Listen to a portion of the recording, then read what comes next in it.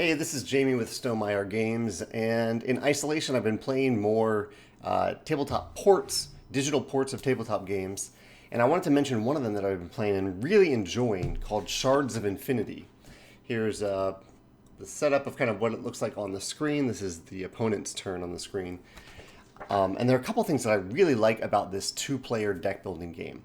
It reminds me a little bit of Star Realms in that you're trying to reduce the opponent's life to zero. Both players start with 50 health, which is very similar to Star Realms as well. And Star Realms is a game I really enjoy. Another deck builder, another two-player head-to-head game. Shards of Infinity does a few things that I think are really interesting, though. Gives players some really interesting choices. And a couple of them rotate around this idea of mastery.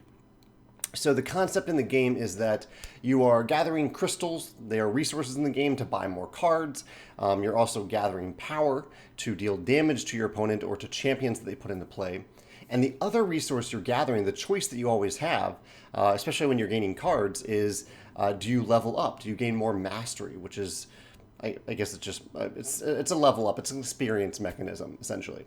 And so you have this interesting choice every time you buy a card. Which one of those are you prioritizing at any given time in the game?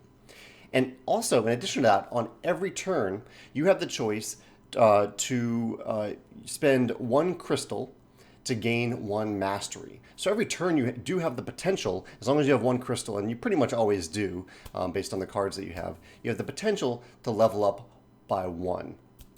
The reason that mastery matters is that there are certain cards that say, okay, deal 3 damage, but if you have 10 mastery, deal 5 damage instead.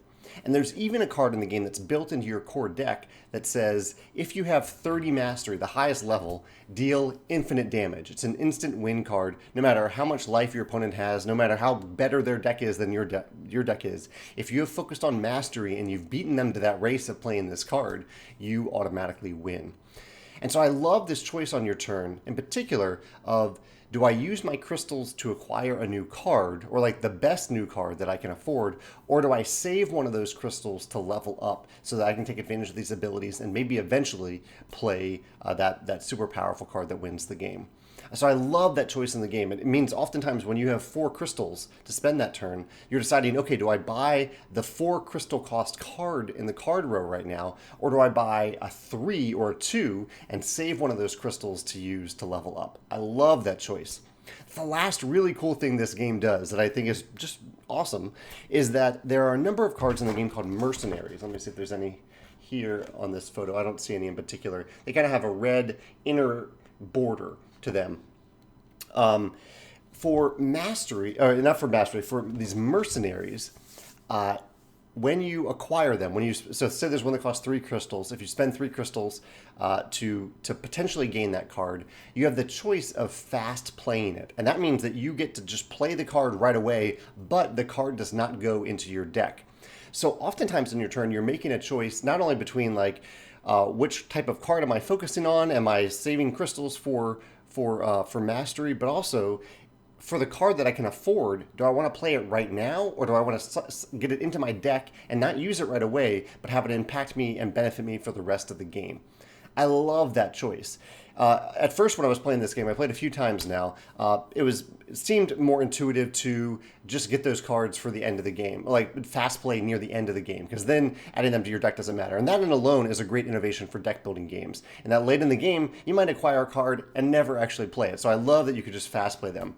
But also I found that early in the game, order of operations and timing can matter a little bit, because there's certain cards like this that say they gain a mastery, and say on one turn you really want 5 mastery. You only have 4 right now. You want to get to 5. You've already used your one-time ability for that turn, and you have a card, a fast play card that gives you 1 mastery because that level 5 maybe activates another card and makes another card better. And also, an opponent might have champions in play that are giving them benefits every round. They're kind of like the bases in Star Realms. And so you might need a little extra power boost on a certain turn to take out one of those champions before they can become too good. And so there are lots of reasons early in the game, or depending on, I guess there's circumstantial opportunities to fast play cards earlier in the game rather than just wait for the end of the game to do those fast plays. So I'm loving this game, man. I really, really am enjoying it. I know people have recommended it in the past. I wish I had started playing it earlier because I'm having a blast with it, and I love these choices. So if you're designing a deck building game, they might give you some ideas. They have certainly given me some ideas as well. So I'd love to hear what you think. If these mechanisms remind you of any other game that you want to mention in the comments below, or if you have a different favorite mechanism that you'd like to talk about in the comments here in Shards of Infinity, I'd love to hear your thoughts below. Thanks.